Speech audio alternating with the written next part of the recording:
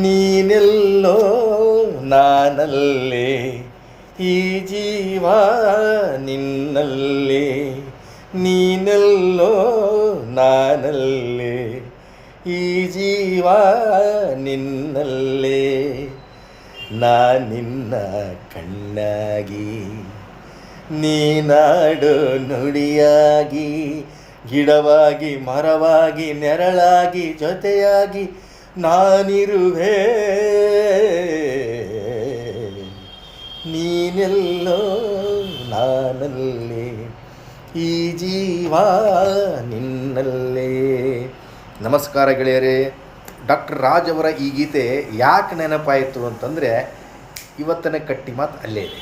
ಏನು ಅಂತಂದರೆ, ಈಗ ಸಿಕ್ಕಾಪಟ್ಟಿ ಬಿಸಿಲು ಎಲ್ಲ ಕಡೆ. ಆ ಬಿಸಿಲಿನ ಒಂದು ಅಲೆಗಳು ಸಾಕಷ್ಟು ಹೆಚ್ಚಾಗ್ತಾ ಇದೆ. ಮೊನ್ನೆ ನಾನು ಹೋಗಿದ್ದೆ ಚಿಕ್ಕಮಗಳೂರು, ಹಾಸನ್ನು, ಈ ಮಲೆನಾಡುಗಳಲ್ಲೇ ಬಿಸಿಲಿನ ಮಟ್ಟ ನಮ್ಮ ಉತ್ತರ ಕರ್ನಾಟಕದ ಬಿಸಿಲಿದ್ದಂಗೆ ಐತ್ರಿ. ಈ ಥರ ಯಾಕೆ ಆಗ್ತಾಯಿದೆ? ಈ ಒಂದು ಹವಾಮಾನ ವೈಪರೀತ್ಯಕ್ಕೆ ಕಾರಣ ಪ್ರಸಕ್ತ ಸಂದರ್ಭದಲ್ಲಿ ನೀನೆಲ್ಲೋ ಅಲ್ಲ, ಎಲ್ ನೀನೋ ಅಂಥೇಳಿ ಒಂದು ಎಫೆಕ್ಟ್ ಆಗಿದೆ. ಈ ಪೆಸಿಫಿಕ್ ಮಹಾಸಾಗರದಲ್ಲಿ ಅಲ್ಲಿ ಇರ್ತಕ್ಕಂಥ ನೀರು ತುಂಬ ಬಿಸಿಯಾಗಿಬಿಟ್ಟಿರೋದಕ್ಕೆ ಆ ಜಳ ಏನಾಗ್ತಾಯಿದೆ, ನಮ್ಮ ಈ ದಕ್ಷಿಣ ಭಾರತ, ಆಸ್ಟ್ರೇಲಿಯಾ, ಇಂಡೋನೇಷ್ಯಾ, ಹಲವಾರು ಈ ಪಾಶ್ಚಿಮಾತ್ಯ ದೇಶಗಳ ಕಡೆಗೆ ಒಂದು ಬಿಸಿಲಿನ ಝಳ ಶುರುವಾಗ್ತಾಯಿದೆ. ಹಾಗಾಗಿ ಸೂರ್ಯನ ಪ್ರಖರತೆ ಇನ್ನೂ ಜಾಸ್ತಿ ಆಗೋದರಲ್ಲಿ ಯಾವುದೇ ಸಂದೇಹವಿಲ್ಲ. ಇನ್ನು ಈ ಮುಂದಿನ ದಿನಮಾನಗಳಲ್ಲಿ ಇನ್ನೊಂದು ತಿಂಗಳ ನಾವು ಸಾಕಷ್ಟು ಹವಾಮಾನ ವೈಪರೀತ್ಯವನ್ನು ಅನುಭವಿಸುವಲ್ಲಿದ್ದೇವೆ. ಹಾಗೂ ಉತ್ತರ ಕರ್ನಾಟಕದವರಂತೂ ಕೇಳಲೇಬೇಡ್ರಿ. ಆ ಬಿಸಿಲು 11 ಗಂಟೆಯಿಂದ 3 ಗಂಟೆವರೆಗೆ ಎಲ್ಲರೂ ದಯವಿಟ್ಟು ಆದಷ್ಟು ಬಿಸಿಲನ್ನು ಅವಾಯ್ಡ್ ಮಾಡಿ. ಈಗ ಬಂದಿರತಕ್ಕಂಥ ವೇವು ಎಲ್ ನೀನು ಅಂತ ಹೇಳ್ತಾರೆ. ಎಲ್ ನೀನು ಅಂದರೆ ಇದು ಪ್ರತಿ ವರ್ಷ ನಡೀತಕ್ಕಂಥ ಒಂದು ಪ್ರಕ್ರಿಯೆ.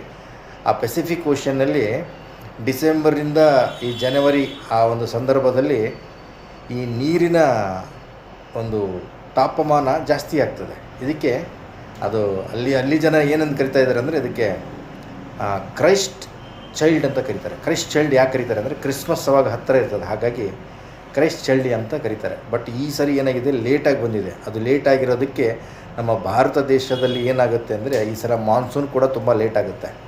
ಮಳೆ ಬರೋ ಕಾಲದಲ್ಲಿ ನಾವು ಬಿಸಿಲನ್ನು ಅನುಭವಿಸುವ ಒಂದು ಸಂದರ್ಭ ಬಂದಿದೆ. ತಲೆ ಕೆಡಿಸ್ಕೋಬೇಡ್ರಿ. ಯಾಕಂದರೆ ಇದು ಭೂಮಿ ತಾಯಿ ತನ್ನನ್ನು ತಾನು ಸರಿಪಡಿಸಿಕೊಳ್ಳತಕ್ಕಂಥ ಒಂದು, ಅವಳಿಗೆ ಗೊತ್ತು how to adjust herself. Because